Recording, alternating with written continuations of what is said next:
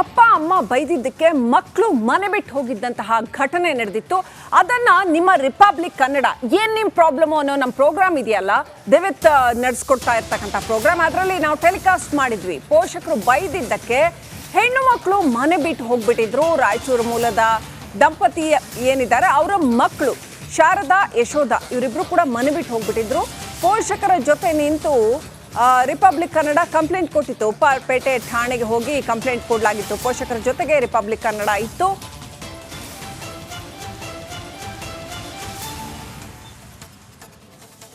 ನಾವು ಯಾವುದೋ ಒಂದು ವಿಚಾರಕ್ಕೆ ಅಂತ ಬಂದ್ವಿ. ಇವತ್ತು ಏನು ನಿಮ್ಮ ಪ್ರಾಬ್ಲಮ್ ಕಾರ್ಯಕ್ರಮದಲ್ಲಿ ಇದೊಂದು ದೊಡ್ಡ ಪ್ರಾಬ್ಲಮ್ ಆಗ್ಬಿಟ್ಟಿದೆ. ಇದನ್ನು ಕೂಡ ಇಲ್ಲೇ ನಾವು ಶೋ ಅಪ್ ಮಾಡೋಣ. ಏನಕ್ಕೆ ಅಂತ ಬಂದಿದ್ರಿ ಸರ್? ನಾವು ದುಡಿಯಕಂತ ಬಂದಿವಿ, ಕೆಲಸ ಮಾಡಕ್ ಬಂದಿರಿ. ಎಲ್ಲಿಂದ ಬಂದಿರಿ? ಯಾವರು? ಕೊಡ್ತೀವಿ. ನಾವು ರಾಯಚೂರಿಂದ ಬಂದಿವಿ, ಇಲ್ಲೇ ಕೊಡ್ತಿಗೆಟ್ನಾಗ ಇದೀವಿ. ನಿಮ್ಮ ಹೆಸರೇನು? ಏನು ಕೆಲಸ ಮಾಡಕ್ ಬಂದಿದ್ರಿ? ಗಾರೆ ಕೆಲಸ. ಮಕ್ಕಳು ಎಷ್ಟು ವರ್ಷ ಮಕ್ಕಳಿಗೆ? 16-14 ಇಬ್ರು ಹೆಣ್ಮಕ್ಳೆ. ಕಾಣಿಸ್ತಿಲ್ವಾ ಯಾವತ್ತಿಂದ? ಏನೇನಾಯ್ತು ನಂಗೆ ಹೇಳಿ ಪಟ ಅಂತ ಹೇಳಿ. ಏನಿಲ್ಲ ಸರ್, ಇವ್ರೊಂದು ಸ್ವಲ್ಪ ಬೇದಾರ, ಹಂಗ್ಯಾಕೆ ಮಾಡ್ತಾರಮ್ಮ ಅಂತ ಬೇದಾರ. ಅಷ್ಟಕ್ಕೆ ಒಂದು ಆಧಾರ್ ಕಾರ್ಡ 7,000 ಎತ್ಕೊಂಡು ಬಂದಾರ. ಯಾರೋ ಒಬ್ರು ಬಂದು ಕರ್ಕೊಂಡು ಹೋಗ್ಯಾರಂತ ಅಷ್ಟೇ.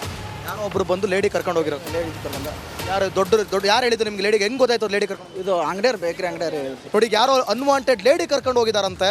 ನಾಳೆ ದಿನ ಅವ್ರಿಗೆ ಹೆಚ್ಚು ಕಮ್ಮಿ ಆದ್ರೆ ಯಾರು ಹೊಣೆ? ದಯವಿಟ್ಟು ನೀವು ಎಲ್ಲೇ ಇದ್ರು ಮಕ್ಕಳ, ದಯವಿಟ್ಟು ವಾಪಸ್ ಬನ್ನಿ. ಈ ಒಂದು ಕಾರ್ಯಕ್ರಮದ ಏನು ನಿಮ್ಮ ಕಾರ್ಯಕ್ರಮ, ನಾವು ದರ್ಶನ್ ಬಗ್ಗೆ, ಜೈಲು ಬಗ್ಗೆ, ಯಾವುದ್ರ ಬಗ್ಗೆ ನಾವು ಮಾತಾಡೋಕ್ಕೆ ಅಂತ ಬಂದಂಥ ಸಂದರ್ಭದಲ್ಲಿ ಈ ಒಂದು ಘಟನೆ ನಮ್ಮ ಕಣ್ಣಿಗೆ ಸಿಕ್ಕಿರೋವಂಥದ್ದು. ದಯವಿಟ್ಟು ಆ ಫೋಟೋನ ನಾವು ಹಾಕ್ತೀವಿ. ಎಲ್ಲೇ ಇದ್ರೂ ದಯವಿಟ್ಟು ಪೊಲೀಸ್ ಇಲಾಖೆ ಈ ಬಗ್ಗೆ ಎಚ್ಚರ ವಹಿಸ್ಕೋಬೇಕು. ಸ್ಕ್ರೀನ್ ಮೇಲೆ ಕಾಣಿಸ್ತಿರುವಂಥ 2 ಹೆಣ್ಮಕ್ಳನ್ನ ಯಾವುದೋ ಒಬ್ಬಳು ಲೇಡಿ ಕರ್ಕೊಂಡು ಹೋಗಿದ್ದಾಳಂತೆ. ಇದು ಮೆಜೆಸ್ಟಿಕ್ಕಲ್ಲಿ ಆಗುವಂಥ ಅತಿ ದೊಡ್ಡ ಹಗರಣ ಇದು. ಈಗಾಗಲೇ ನಾವು ಮೊದಲನೇ ಬಾರಿ ಕೇಳ್ತಾ ಇಲ್ಲ ಇದು. ಯಾತಕ್ಕಾಗಿ? ದಯವಿಟ್ಟು ವಿಚಾರಣೆ ಮಾಡಿ, ಪರಿಶೀಲನೆ ಮಾಡಿ ಆ ಹೆಣ್ಮಕ್ಳು ವಾಪಸ್ ಬರೋ ಥರ ಆಗಬೇಕು. ನೋಡಿ, ಅವ್ರು ಅಳ್ತಾ ಇದ್ದಾರೆ, ಅವ್ರ ತಾಯಿ ಅಳ್ತಾ ಇದ್ದಾರೆ. ಅಮ್ಮ ಬೈಯೋದು ಏನಕ್ಕೆ ಬೈತಾರೆ? ಅಪ್ಪ ಅಮ್ಮ ಬೈದ್ರು, ಕಂಡವ್ರು ಯಾರು ಬೈಲಿಲ್ವಲ್ಲ? ಅಪ್ಪ ಅಮ್ಮ ತಾನೇ ಬೈದಿರೋದು, ಹೆತ್ತವ್ರು ತಾನೇ ಬೈದಿರೋದು, ಹುಡ್ಸಿರೋರು ತಾನೇ ಬೈದಿರೋದು. ಇನ್ನು ಕಂಡವ್ರು ಬೈತಾರ? ಇದು ಬೇರೆಯವ್ರಿಗಾಗ್ರಿ ಇದು ಉದಾಹರಣೆ ಆಗಬೇಕಿದು. ದಯವಿಟ್ಟು ಅವ್ರ ಮಗು ಎಲ್ಲಿದೆ, ಮಕ್ಕಳು ಇಬ್ಬರು ಎಲ್ಲಿದ್ದಾರೆ, ಇನ್ನು ಚಿಕ್ಕ ವಯಸ್ಸಿನ ಮಕ್ಕಳು, ಅವರು ವಾಪಸ್ ಬರಲಿ ಅಂತ ನಾನು ಈ ಮುಖಾಂತರ, ರಿಪಬ್ಲಿಕ್ ಕನ್ನಡ ಮುಖಾಂತರ ನಾನು ಕೇಳ್ಕೊಳ್ತಾ ಇದ್ದೀನಿ.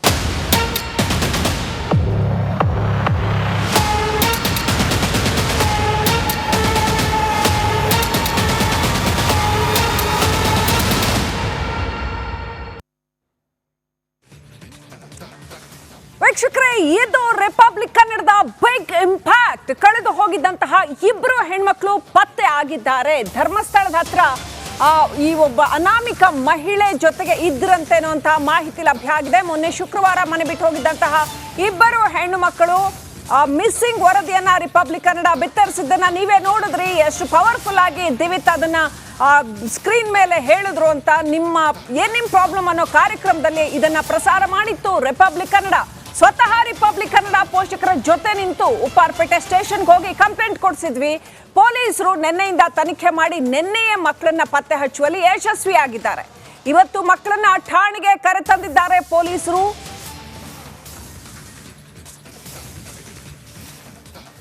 ಪೋಷಕರು ಹಾಗೂ ಮಕ್ಕಳನ್ನ ಒಂದು ಮಾಡಿದ ಒಂದು ಸಮಾಧಾನ ರಿಪಬ್ಲಿಕ್ ಕನ್ನಡಕ್ಕೆ ಇದೆ. ರೈಟ್, ನಮ್ಮ ಅಶ್ವಥ್ ದಿವಿತ್ ಫೋನ್ ಸಂಪರ್ಕದಲ್ಲಿದ್ದಾರೆ. ದಿವಿತ್, ಇಂಥ ಕೆಲಸ ಮಾಡಿದಾಗ ಎಲ್ಲೋ ಒಂದು ಕಡೆ ನಮಗೆ ವೃತ್ತಿಯ ಒಂದು ಸ್ಯಾಟಿಸ್ಫ್ಯಾಕ್ಷನ್ ಏನಿದೆಯಲ್ಲ, ಅದು ನಿಜವಾಗ್ಲೂ ಸಿಗತ್ತೆ ಅಂತ. ಪೋಷಕರು ಮಕ್ಕಳನ್ನ ಒಂದು ಮಾಡಿದ್ದೀರಿ. ದಿವಿತ್, ಏನೆಲ್ಲ ನಡೀತು? ಯಾತಕ್ಕೋಸ್ಕರ ಮನೆ ಬಿಟ್ಟು ಅಲ್ಲಿ ಹೋಗಿದ್ರಂತೆ? ಯಾರಂತ ಆ ಮಹಿಳೆ ಈ ಮಕ್ಕಳನ್ನ ಕರ್ಕೊಂಡು ಹೋಗಿದ್ದು? ದಿವಿತ್. ಎಸ್ ಶ್ರೀಲಕ್ಷ್ಮಿ, ನಾವು ನಿನ್ನೆ ಏನ್ ನಿಮ್ ಪ್ರಾಬ್ಲಮ್ ಕಾರ್ಯಕ್ರಮ ಮಾಡುವ ಶೂಟಿಗೆ ಅಂತ ಹೋಗಿದ್ವಿ ಶುಕ್ರವಾರ. ಆ ಸಂದರ್ಭದಲ್ಲಿ ಹಿಂಗೆ ಪ್ರಾಬ್ಲಮ್ ಬಗ್ಗೆ ಮಾತನಾಡ್ತಿರುವಾಗ ಅಲ್ಲಿ ಒಬ್ರು ನಮ್ಮನ್ನ ಹೆಲ್ಪ್ ಕೇಳ್ಕೊಂಡ್ ಬರ್ತಾರೆ. ಸರ್, ನಮ್ಗೆ ಹಿಂಗ್ ನಮ್ಮ ಮಕ್ಕಳು, ನಾವು ರಾಯಚೂರಿಂದ ಸುಮಾರು 5 ವರ್ಷದಿಂದ ಬಂದು ಬೆಂಗಳೂರಲ್ಲಿ ಗಾರೆ ಕೆಲಸ ಮಾಡ್ತಾ ಇದೀವಿ. ಏನೋ ನಾನು ಬೈದೆ ಅಂತ ಹೇಳಿ ಅವ್ರ ಅಮ್ಮ ಹೇಳೋದು ನನ್ನ ಹತ್ರ. ಏನೋ ನಾನು ಬೈದೆ ಅಂತ ಹೇಳಿ ಅವರು ಮುನ್ಸ್ಕೊಂಡು ಆಧಾರ್ ಕಾರ್ಡ್ ತಗೊಂಡು 7,000 ರೂಪಾಯಿ ದುಡ್ಡು ತಗೊಂಡು ಸೀದಾ ಮೆಜೆಸ್ಟಿಕ್ ಕಡೆ ಬರ್ತಾರೆ ಅಂತ ಬಂದಿದ್ದಾರೆ. ನನಗೆ ಹೇಳ್ದೆ ಮುನಿಸ್ಕೊಂಡು. ಸೊ ಹಾಗಾಗಿ ನಾವು ಹುಡ್ಕೊಂಡು ಬಂದಂತ ಸಂದರ್ಭದಲ್ಲಿ ಅಲ್ಲಿದ್ದಂತ ಬೇಕರಿ ವ್ಯಾಪಾರಸ್ಥರು ಒಬ್ರು ನೋಡಿದ್ದಾರೆ 2 ಮಕ್ಕಳನ್ನು ಕೂಡ. ಆಮೇಲೆ ಜೊತೆಗೆ 2 ಮಕ್ಕಳನ್ನು ಕೂಡ ಒಬ್ಳು ಮಹಿಳೆ ಕರ್ಕೊಂಡು ಹೋದ್ರು ಅನ್ನುವಂತ ಮಾಹಿತಿಯನ್ನ ಅವ್ರ ಅಪ್ಪ ಅಮ್ಮ ಬೇಕರಿಯವರು ಹೇಳಿದ್ದಾರೆ. ಸೊ ಆ ಬೇಕರಿಯವರು ಅದಾದ ಬಳಿಕ ಅವ್ರು ನಮ್ಮ ಹತ್ರ ಬಂದು ಹೆಲ್ಪ್ ಕೇಳಿದಾಗ ಉಪ್ಪಾರಪೇಟೆ ಪೊಲೀಸ್ ಸ್ಟೇಷನ್ಗೆ ಹೋಗಿ ಅವ್ರನ್ನು ಸ್ವತಃ ರಿಪಬ್ಲಿಕ್ ಕನ್ನಡ ಮೂಲಕ ನಾವು ಕರ್ಕೊಂಡು ಹೋಗಿ ಕಂಪ್ಲೇಂಟ್ ದೂರನ್ನ ದಾಖಲಿಸುವಂತ ಕೆಲಸವನ್ನ ಮಾಡ್ತೀವಿ. ಅದಾದ ಬಳಿಕ ಪೊಲೀಸ್ನವರು ತನಿಖೆಯನ್ನು ಕೈಗೊಂಡಿವೆ ಅನ್ನುವಂತ ಮಾತನ್ನ ನಮಗೆ ಕೊಡ್ತಾರೆ. ಶನಿವಾರ ತನಿಖೆಯನ್ನ ಕೈಗೊಂಡಿದ್ದಾರೆ. ನೇರವಾಗಿ ಆ ಬೇಕರಿ ಓನರ್ ಬಳಿ ಹೋಗಿ ಕೇಳಿದಾಗ ಆ ಬೇಕರಿ ಓನರ್ ಹಿಂಗ ಲೇಡಿ ಕರ್ಕೊಂಡು ಹೋದ್ರು ಅಂದಾಗ ಹೆಂಗೆ ಪತ್ತೆ ಹಚ್ಚೋದು ಅನ್ನುವಾಗ ಆ ಲೇಡಿ ಫೋನ್ ಪೇ ಮುಖಾಂತರ ಆ ಬೇಕರಿಯಲ್ಲಿ ಜ್ಯೂಸ್ ಕುಡಿದಿರ್ತಾಳೆ, ಏನೋ ಐಟಮ್ ತಿಂದಿರ್ತಾಳೆ, ಅದನ್ನ ಅದೇ ಒಂದು ಪಾಯಿಂಟ್ ಇಟ್ಕೊಂಡಂತ ಪೊಲೀಸರು ತನಿಖೆಯನ್ನ ಮಾಡ್ತಿರುವಂತ ಸಂದರ್ಭದಲ್ಲಿ ಆ ಮಕ್ಕಳು ಧರ್ಮಸ್ಥಳದಲ್ಲಿದ್ದಾವೆ ಅನ್ನುವಂತ ಮಾಹಿತಿ ಗೊತ್ತಾದಂತ ಬಳಿಕ ಈಗ ಅವರನ್ನ ಪೊಲೀಸ್ ಸ್ಟೇಷನ್ಗೆ ಕರೆತಂದು ಮೆಡಿಕಲ್ ಚೆಕ್ಅಪ್ಗೆ ಅವ್ರನ್ನ ಕರೆದುಕೊಳ್ಳಲಾಗಿದೆ. ಶ್ರೀಲಕ್ಷ್ಮಿ, ಇದು ರಿಪಬ್ಲಿಕ್ ಕನ್ನಡಕ್ಕೆ ಅವರು ಬಂದು ಹೆಲ್ಪ್ ಮಾಡಿ ಅಂತ ಕೇಳ್ಕೊಂಡಂತ ಸಂದರ್ಭದಲ್ಲಿ ನಾವು ಕೂಡ ಅವರಿಗೆ ಸ್ಪಂದಿಸಿ, ಪೊಲೀಸರು ಕೂಡ ನಮಗೆ ಉಪ್ಪಾರಪೇಟೆ ಪೊಲೀಸರು ಕೂಡ ನಮಗೆ ಚೆನ್ನಾಗಿ ಸ್ಪಂದಿಸಿ ಒಂದು ಕೆಲಸವನ್ನ ಮಾಡೋ ಮುಖಾಂತರ ತಾಯಿ ಮತ್ತು ಮಕ್ಕಳನ್ನ ಒಟ್ಟಿಗೆ ಸೇರಿಸುವಂತ ಯಶಸ್ವಿ ಕೆಲಸ ಇವತ್ತು ಆಗಿದೆ ಅಂತ ಹೇಳ್ಬೋದು ಶ್ರೀಲಕ್ಷ್ಮಿ. ರೈಟ್, ಥ್ಯಾಂಕ್ ಯು ದಿವ್ಯ ಡೀಟೇಲ್ಸ್ಗಾಗಿ.